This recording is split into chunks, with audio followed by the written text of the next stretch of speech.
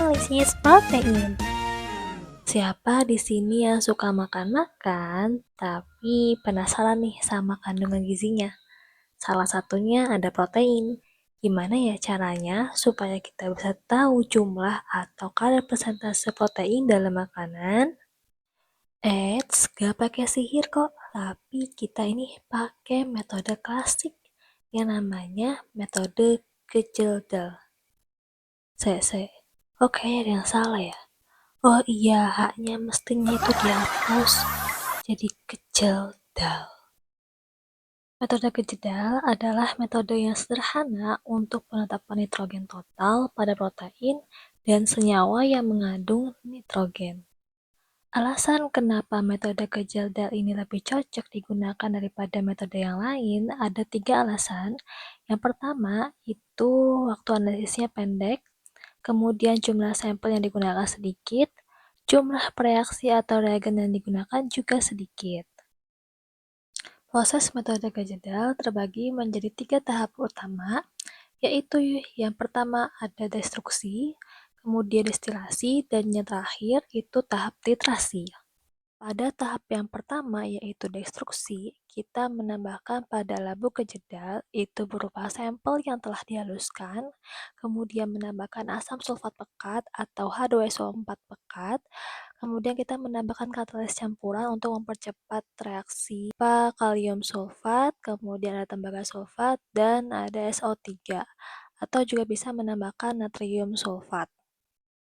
Kemudian, panaskan semua bahan dalam labu Gejedal di dalam lemari asam sampai berhenti berasap.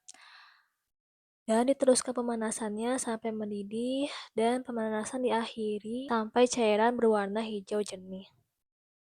Kemudian kita masuk ke tahap destilasi.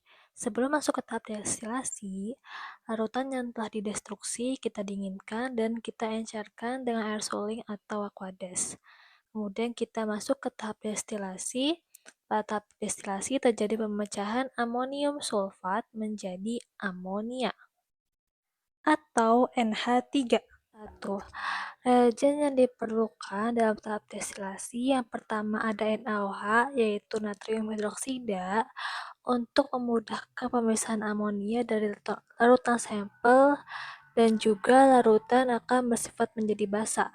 Kemudian kita tambahkan beberapa batu didih, larutan destilasi, dan hasil destilat itu dikumpulkan dalam labu Erlenmeyer yang telah berisi larutan asam borat 2-4% atau asam klorida.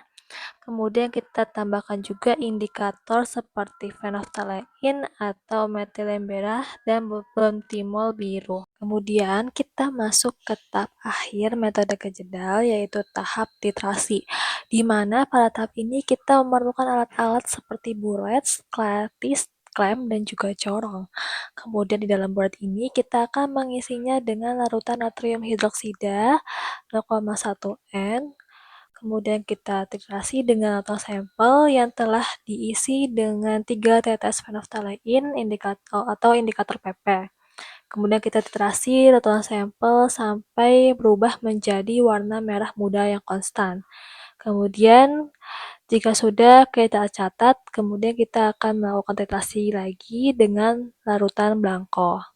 Setelah kita melakukan semua tahapan, dimulai dari destruksi hingga tahap titrasi, kita selanjutnya akan masuki tahap perhitungan untuk mengetahui kadar protein. Tetapi sebelum kita tahu kadar proteinnya, kita harus menghitung dulu terlebih dahulu kadar nitrogennya atau persen N-nya, yaitu didapatkan dari pengurangan volume titrasi sampel dikurangi dengan volume titrasi bangko dikali dengan NaOH atau normalitas NaOH hasil pembakuan, kemudian dikali dengan 14,008 dikali 100% dibagi berat sampelnya dengan satuannya adalah miligram.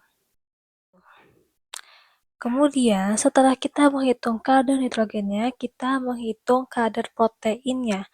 Dengan caranya adalah kadar nitrogen atau persen N dikali dengan faktor konversinya. Faktor konversi biasanya berbentuk angka tertentu, tetapi pada umumnya sebesar 6,25. Nah, itu tadi untuk proses metode kejedal untuk menganalisis kadar protein. Untuk selanjutnya, kalian bisa follow ikuti aku untuk informasi lainnya.